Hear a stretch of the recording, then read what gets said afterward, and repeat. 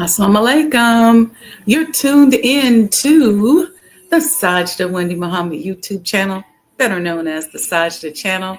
And this is our morning coffee talk. So grab you some coffee, be a friend, tell a friend, and I'll be right back. See you in a few.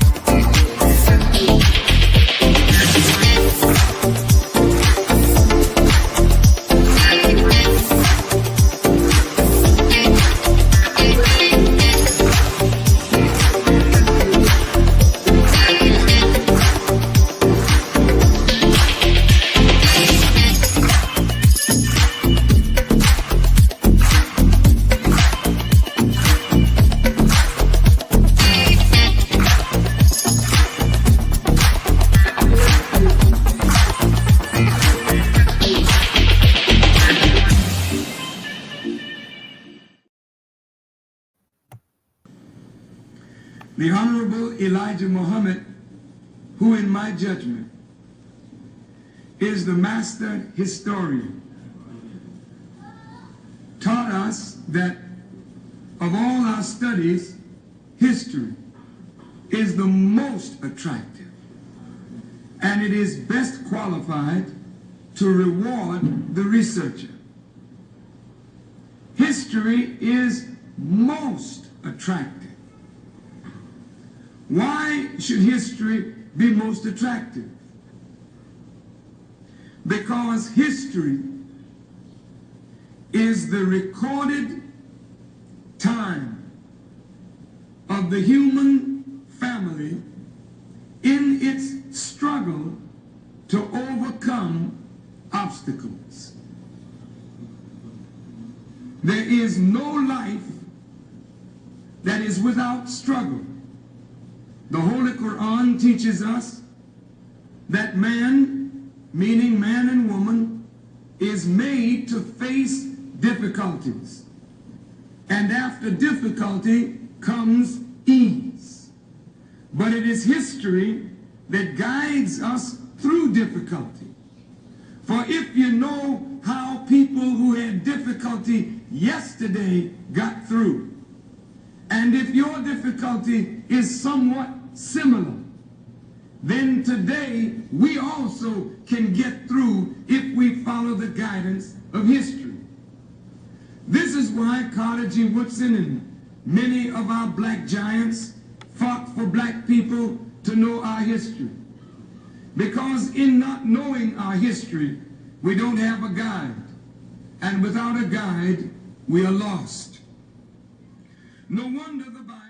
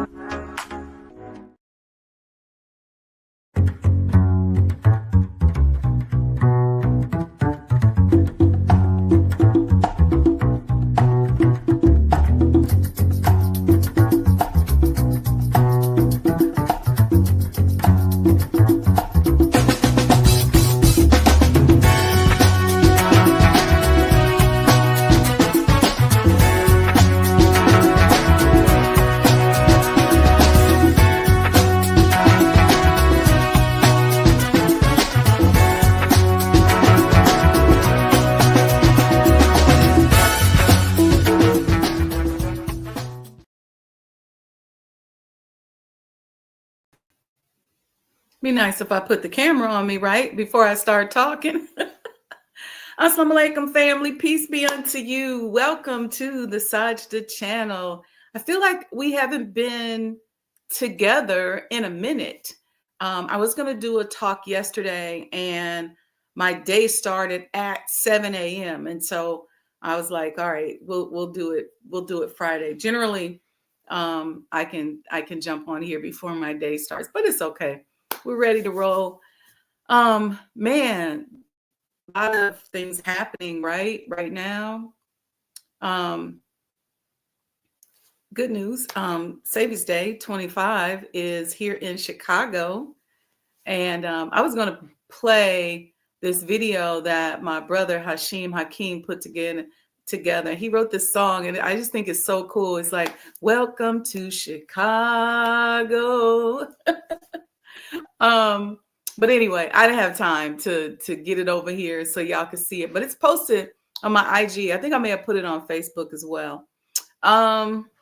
So yeah, so we are now going to be releasing our schedule for Black History Month, which I'm very, very excited about.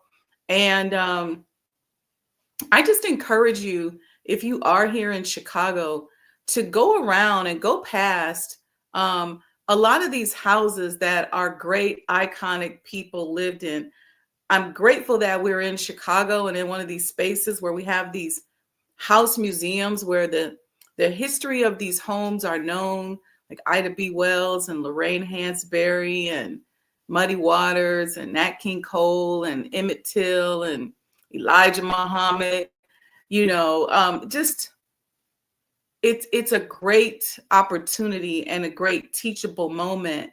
And my goal is that moving forward in the future, we get an opportunity to share more of that with you.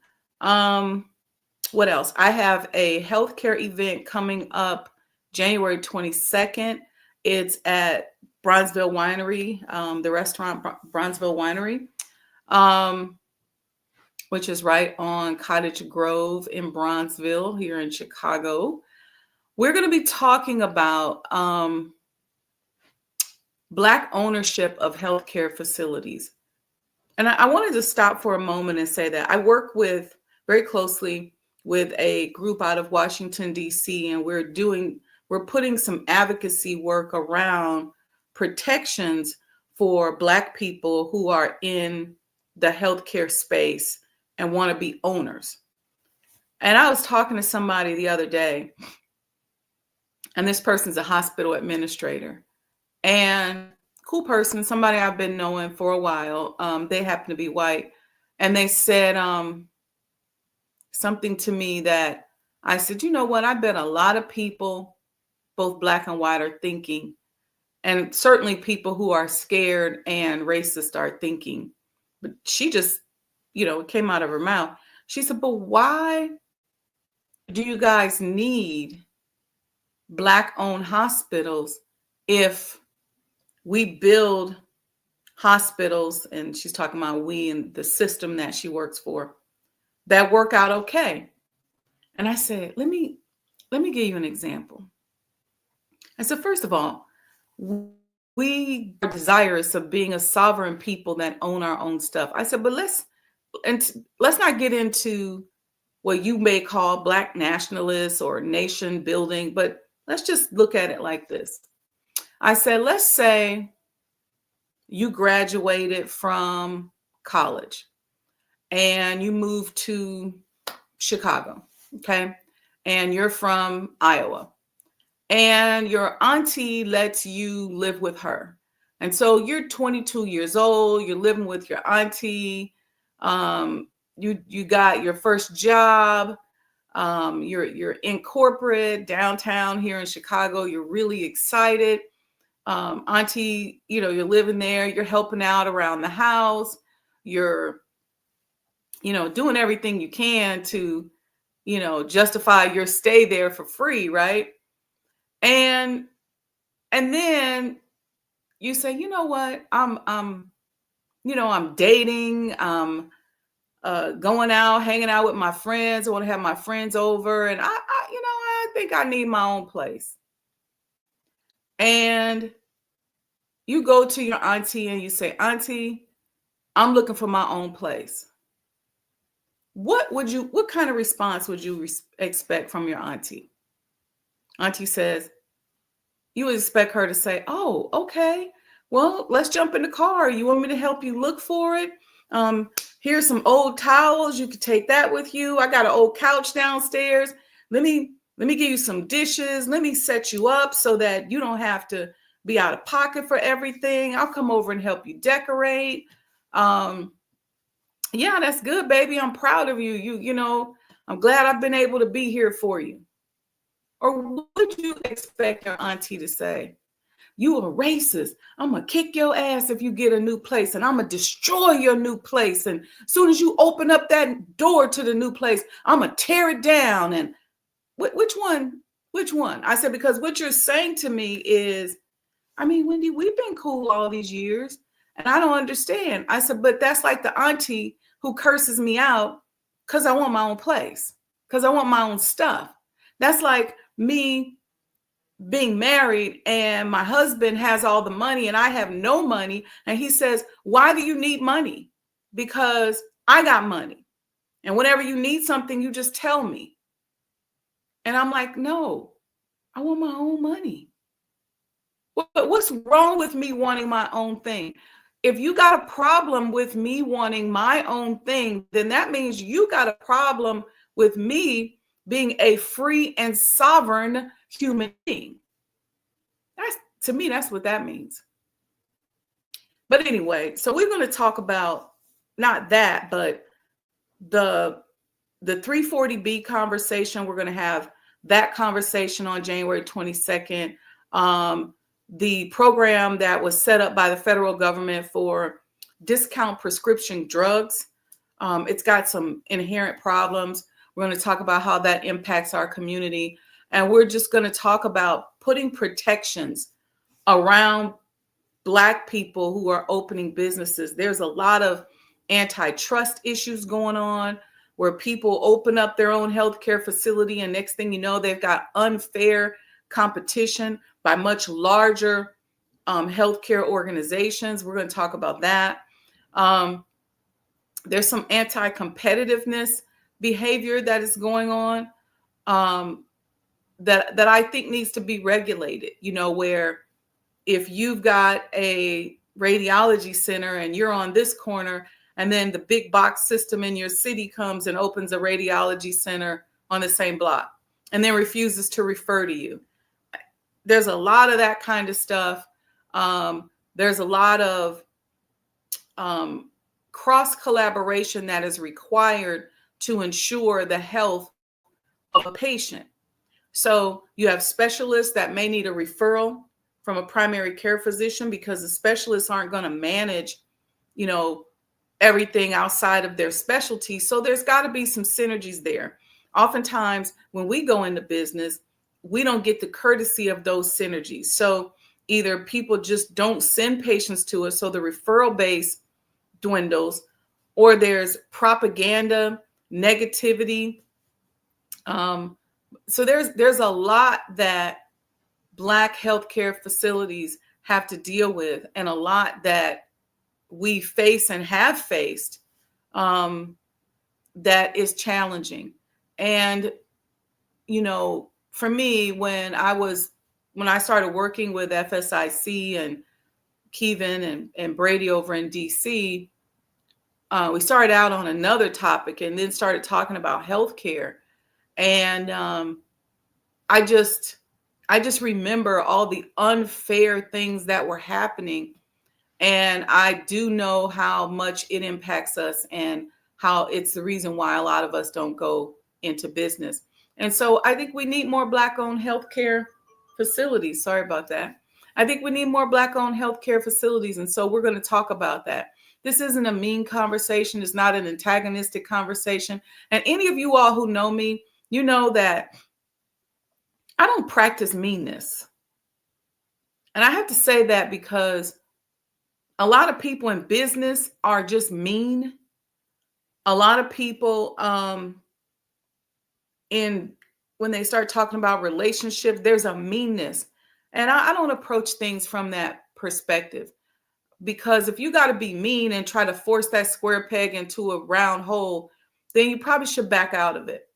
My thing is, what I'm talking about is that Black entrepreneurs have a right to be in the healthcare space, and our community has the right to benefit from our people owning healthcare facilities. And yes, the healthcare system is broken in many ways. And so there's a lot of ways that when we open things in our community, we're able to fix them and create solutions to problems that maybe have been chronic in that particular system. So there's a lot that we can contribute to healthcare as business owners and as business developers, and we're taking a seat at the table. That's just what it is. And so there may be some partnerships that we could do. We may have a group of Black-owned healthcare facilities that can partner with one of the larger systems. There's a lot that we could do. And so we just want to talk about that and talk about our place in that space, specifically since the majority of people in this country with chronic diseases are Black people, hands down. And I used to always say to people when I was working in Washington, D.C. in healthcare, like, just volunteer with us for a day and you'll see the majority of people in this country with chronic diseases are Black. And so we have a right to be able to be in a position to treat ourselves. And what we don't deserve is some of the unfair practices that have become mainstream in the industry. So that event is, and I'll get all this uploaded and I'll get the video played for tomorrow's coffee talk, inshallah. That event is January 22nd. There's a video posted on my social media pages with a QR code to Eventbrite where you can go and RSVP and just come and listen to the discussion. We are hoping also we're going to have a happy hour. I don't even like to say happy hour because that sounds like people just standing around with drinks. Oh, and to those of you who don't drink alcohol, think of it like you're going to a restaurant. They happen to have a bar. They also have a lot of non-alcoholic choices. So they have some great non-alcoholic champagne and wine. And if you choose not to, you just come and eat the hors d'oeuvres. So we've already paid for a slew of hors d'oeuvres that are going to be going around. So you'll get some of those as well. But come and network. Network with people that are interested in doing business, who you may have an opportunity to pool resources with and open up a facility together. Listen, we're better in numbers. And then we're going to have a panel discussion. And then afterwards, we hope that you stick around Bronzeville Winery and support Eric and Cecilia and have dinner. So if you want to come to the event and then have dinner at Bronzeville Winery, you can come to the event, use the QR code that's on my social media page, RSVP. When you RSVP, you're going to come, you get some hors d'oeuvres, okay? Get your appetizers, and then go to the Bronzeville Winery page and make reservations for dinner at 7 or anytime between 7 and 10, actually. Our event is from 4 to 6 p.m., okay? So 4 to 6 p.m., we'll wet your whistle a little bit. All right, and you all know me. I'm all about supporting my friends and family in business. And Erica and Cecilia are like family to me. So I support them with the work that they do. I support my brother Eric with the Silver Room and the new Silver Room Design Lab and all of that. So that's the idea, and that's why I chose that location, because I just absolutely love them and I appreciate the work that they're doing. And they've been supportive of the work that I do. And so we just pool our resources and do these cross collaborations. Okay. What else was I going to talk about? Man, these fires in California, I hope, we're praying for people. I don't know how they started. Could be Mother Nature. Could be arson. I don't know. But there's all kinds of speculations out there. Either way, if people's lives are in danger, we should be praying. We shouldn't be so mean. And because you never know when stuff like this can come to your doorstep. So you want to be found praying, being empathetic. And God knows what to do. He knows how to take care of who he's trying to take care of. So you don't have to pile on to that and be mad and mean. We don't practice meanness over here in my winner's circle. That mean stuff, the evils stuff, lying, stealing, all of that. There's no place for that. We'd be straight up, transparent, supportive, loving of one another. That's the vibration that I roll with. One of my new mottos for 2025 that I want to make sure that I continue to share with you all is that it's not personal, it's vibrational. And that probably sounds really cute to you all, but you got to make sure that whatever your thoughts are, you can't be over here using your deceptive intelligence, making mean and evil statements and conducting yourself in a nasty way and expect that you're going to produce a different vibration. So if you're over here acting a certain way, you can expect that what's going to manifest in your life is congruent or equal to, okay, the actions and what you're putting out there. It's really real simple. The laws of the universe are not personal. They don't care who you are. And the perfect example of that is gravity. You could be the most righteous and beautiful person, and if you jump yourself off the side of that building, you're going to splatter. You're going to go down. You could be the evilest and meanest person. And if you jump yourself off that building, you're going to still fall at the same rate of speed as the person who's a good person. So the laws of the universe are not personal. It's vibrational. So it's all about respect for those laws, conduct, and what we put out. What we put out, the law of reciprocity is a real one. Okay. The law of attraction that is so popular is very real. We have to respect that. Okay. So we can't have one thing going on over here in our brain and then act like another thing and expect that we're not going to unleash chaos. That's why when you go into organizations and you have a lot of disengaged employees or disconnected people, generally the bottom line of the company is affected because those disengaged and disconnected people are going to vibrate at a certain level that may not be congruent with that revenue stream that you as a business owner want. When you go into these organizations, you look at these historical organizations where there were lots of mercenaries and agents sent in. Well, a lot of times those agents are so disconnected. They haven't been converted. They are so disconnected. They're unleashing chaos into the organization. And so you see the organization slugging and sluggish and slugging along because those people are introducing a contrary vibration. And this is what I say for those of us who believe that our thoughts and our actions are important, that if we line up with the laws of the universe and find ourselves among those who submit, then we can overpower any contrarian energy that exists in any space that we're in. Just shine a light on it. Shine a light on the darkness. Shine a light on it. If we follow the laws of the universe and follow the laws that we're given, we can win.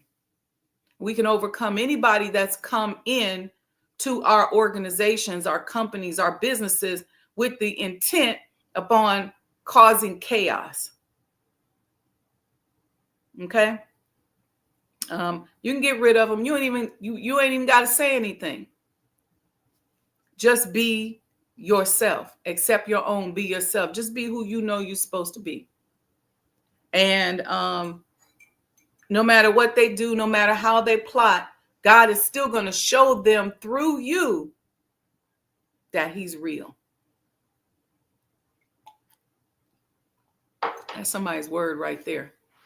So, what else we got going on? We had one of our former presidents that made his transition. I didn't get to see the whole funeral, but just the people sitting there, the former presidents and all the politicians, that was like Real Housewives of Washington, D.C. It was very interesting. But so rest in peace to Jimmy Carter. A lot of people had their flags flown at half-staff yesterday. And I think they have since he's been lying in state. Yeah. Anything else? Any questions, concerns, anything y'all want to talk about? I can't think of anything else that I've seen. I haven't really been paying attention much to the news. So I haven't been, I'm not up on what's happening. So if y'all there in the chat, y'all can update me and let me know what's happening. But I'm a little bit out of it. My real thought today, though, in addition to having these conversations and just sharing around some of the events that we're working on for this month, next month, this summer, is to just really make the point that it is not personal, it's vibrational. Okay, so, I was thinking about something, because here's what happened.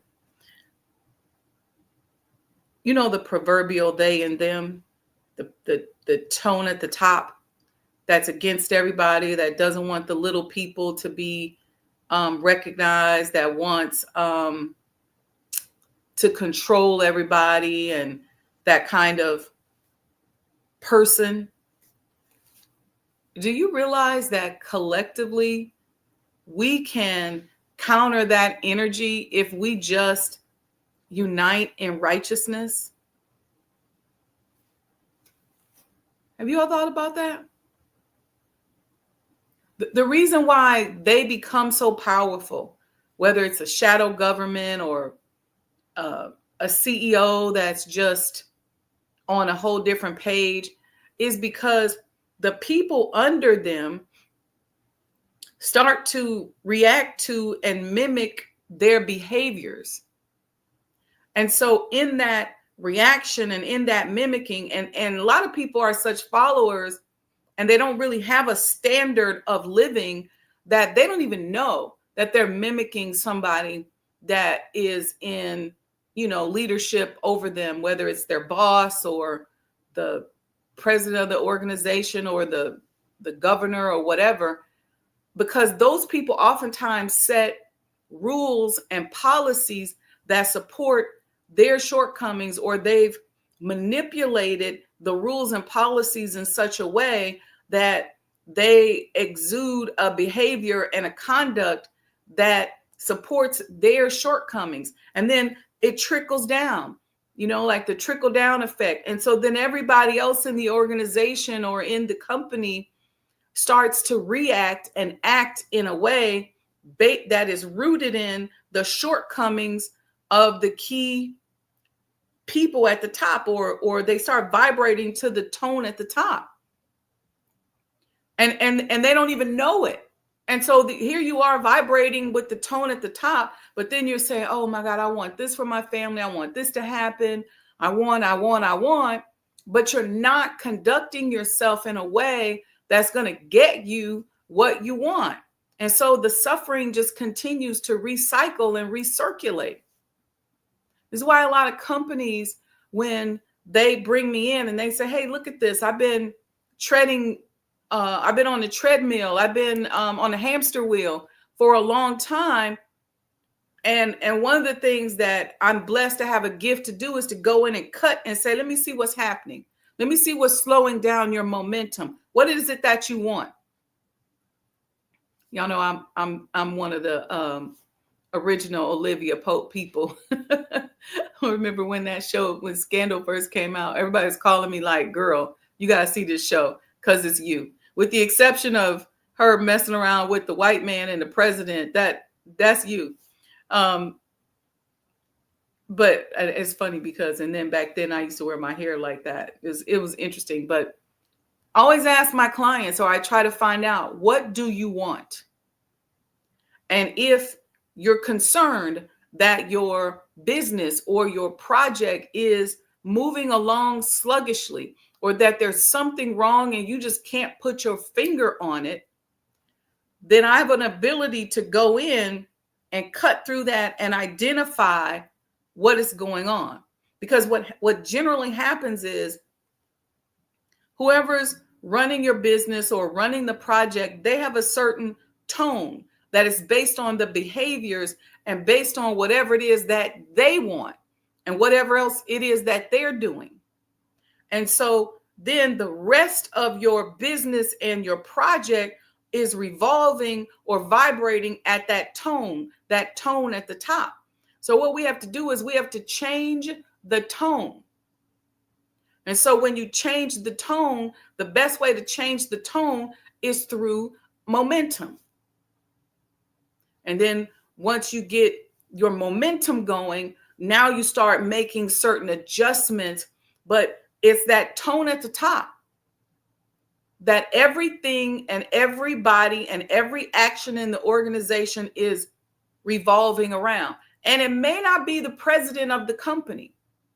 See, a lot of you all as entrepreneurs, you'll call me and you'll say, hey, I'm the president, I'm the chairman of the board of this particular company or this particular organization, and such is going on. Well, you may very well have a layer of management that you are directing to. So maybe a layer of directors, or underneath that, you may have a layer of managers, but we have to figure out what's going on. And is the problem at the management level or at the director level, or is it you? And a lot of times it's not the CEO, although they obviously, people look to the head. But a lot of times it's not the CEO, it's not the head of the organization. It's that next layer, it's that director level or that manager level where maybe they are setting unrealistic goals, or you may have somebody in that organization that's in that layer that's a rotten apple, and that rotten apple is kind of dictating behaviors, and everybody is just we get into a lot of stuff because we want to avoid confrontation. And so people go, I don't even want to be bothered because so and so is just rotten. And so that one rotten apple starts to have a trickle effect, and it starts to poison everybody on that level. And so now, especially if they're directors and they each have departments underneath them, then you're going to see this tone trickle down all the way. And so when I go into an organization and I look at the very grassroots level, look at the bottom, and I see how they're moving and they're functioning, then you just start tracing it up. Right? It's like when you do audit work, you follow the money. So you just trace it up and you go, okay, here's where the problem is. And the key thing is being able to figure out how to fix the problem and maintain the ongoing concern of the organization. So when you work with, I'll show you a video before we leave out. I have a new aspect to my business consulting called Scalable. And what we are doing is helping you to scale your business. How do you expand? How do you grow? Well, in that expansion and growth process, or your desire to duplicate it, maybe you want to open another division, maybe you want to just duplicate yourself, maybe you want to open a new store or whatever, or do multiple projects, then we're going to figure out how to put a system in place to help you do that.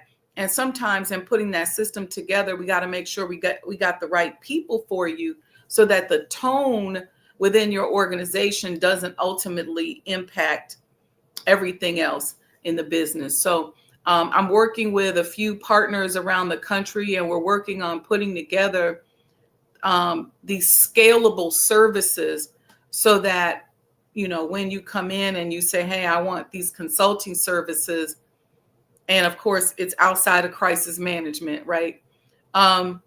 We can tap into different people that can help you multiply and grow and expand. And so I have a couple clients like that. But one of the things that's ultimately important is that we ain't mean, we don't steal, we don't lie, and we don't just treat people badly or poorly just because we're in charge. We try to move forward fairly, try to fairly compensate people, try to make sure that I try to be a stickler on compensating people for their services. So if they're working for you and they're doing something for you, then you make sure you find a way to return, right, that those wages for the services that they provided. And that's a really important way to operate as a business owner. Why? Because if a person is non-performing, then you can have a justification for withholding funds. You don't have to pay somebody who don't show up to work. You don't have to pay somebody who's not doing the job. But if you have somebody that is doing the job, that is showing up to work, that's doing what you asked, then I've always made sure that if I got whatever I got to do, whatever I got to bust my ass, I'm gonna make sure I take care of you. I remember so many days when Dr. Dormo and I were building the clinics where we didn't take a salary, we didn't take any money home, because we wanted to make sure that the staff was paid. And whatever we had to do, and Dr. Dormo came out of his pocket many times, until we both were just like, man, we need some money. But we were satisfied because we took care of our people. And your people don't want to hear, man, I'm not getting the reimbursements from Medicare, right? Or that this or that is not coming in, because they got mouths to feed. And so when we got to the point where we were able to regularly take care of people at a decent salary, and I would pull up and I see nice late model cars out there, and I see people talking about they're buying homes, and it was a good feeling to be able to support people in their dreams like that. And trust me, that kind of thing comes back to you. It blesses you and it blesses your business. People can't perform at their capacity if you're not performing at your capacity. And so that's one of the things that we talk and train and teach entrepreneurs to understand. You got the old school entrepreneurs. I remember having this lady, she had a restaurant, and she's an old school sister, like, in her 70s, but she had been from back in the day. She had been a business owner, I want to say, since I think her father had the business. So she had been there. And whenever something was wrong in the business, she would just curse everybody out. She'd come through there cursing, man. She'd come through snapping. And if she couldn't, or if she was late making payroll or couldn't pay people, she would just come through there and curse them out. You ought to be glad I got you working here. And, it was just crazy. And I remember saying to her son, you're going to have to get in there, because I know that maybe 40, 50 years ago, you might be able to curse somebody out and kind of intimidate them into doing their job. But today you got to compensate them. But that lady used to go off. She was hilarious. But I won't say who she is, but yeah. Anyway, those are some of the things in the scalable new aspect of my business that I'm offering. It's stuff that I do anyway. I'm just calling it out more as a service to help entrepreneurs. Because here's the thing.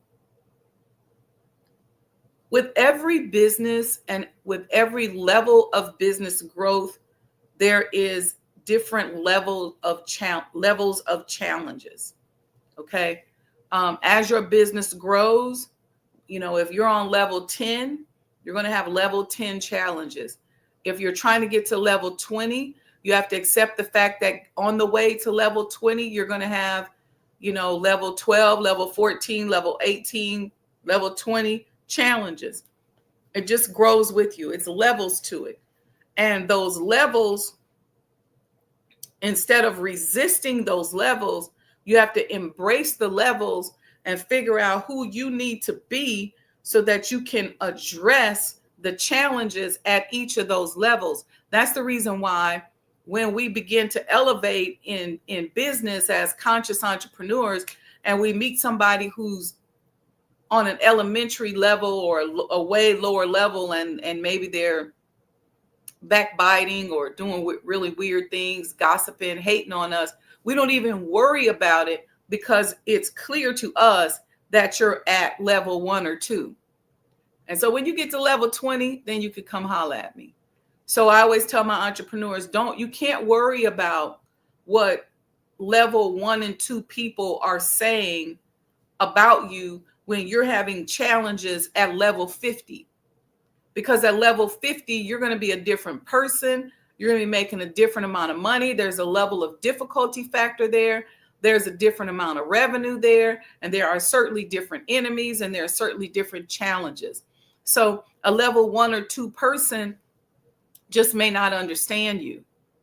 And you got to accept that and be okay with that. And so those are some of the mental strategies that we talk about. I talk about with my entrepreneurs that I work with. If you're trying to step up at another level, it's like when we were building clinics, that's a level. Okay. It's not level 1, but that's a level. And then when we say, okay, we're going to build a surgery center, that's another level.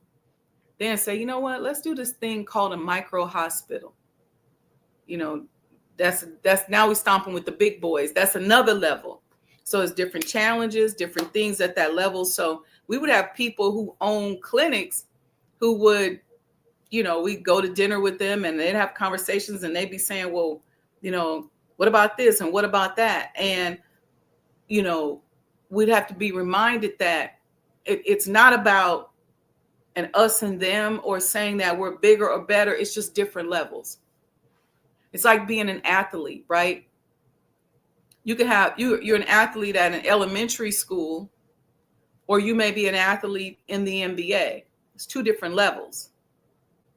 So I can't imagine that LeBron James would have something to say about what your child who plays basketball at the local elementary school has to say about his, where he is or what he's doing. Y'all get what I'm trying to say. So it's levels. I think it was Mick Mills who says levels to this shit.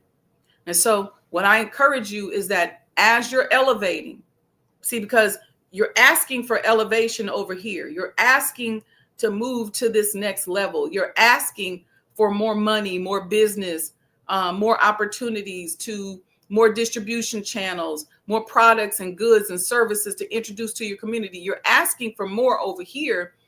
You cannot be unwilling to accept the challenges on the levels over here. So you can't want more and then say, but I don't want to do more and I don't want to experience more. Allow yourself to change and morph as you go through these different levels. Allow yourself to grow, because what's going to get you through that level is who you become now that you're put up on that level. Who are you? Who you become? And of course, this is stuff if you want to be a conscious entrepreneur. Now, if you just want to be ratchet and mean, and you want to be a thief, and you want to lie, and you want to do all kind of crazy stuff, you can do whatever you want to do. I'm talking about the process of being spiritual in business and living a life that, if you are in that realm of spirituality, you could be happy with. All right. I see you, Sister Alicia. Thank you, ma'am. Walaikum salam, Sister Maya Abdul Rahman. Yes, ma'am. Thank you for joining. So anyway, thank you all. Thank you, thank you, thank you. Stay close because there's lots of great announcements that are going to continue to come out. If this conversation helped and supported you in any way, please support the Sajdah Enterprises by going to Cash App, Sajdah Enterprises. And I want you always to remember, it's not personal. It's vibrational. Take your personal feelings out of it. Okay? It's vibrational. What are the laws of the universe? Who do you need to be in order to have what you want? Be, and it is. All right, family. Listen, I love you. Wish you all more goodness than you've ever experienced or imagined. If you need me with your businesses, just go to book.SajdahWendyMuhammad.com. But also QR code right here. We got great retail stuff out there for the House Museum. And we'll come back out and talk about the concept of house museums. I was on an interesting call yesterday with some people from a major university, and it's just interesting. It just made me start thinking about how important these house museums are, and how it's like everybody in our community knows that, except our community knows how important they are. And the other piece of it that's interesting is that people outside of our community get support for them, but we don't, right?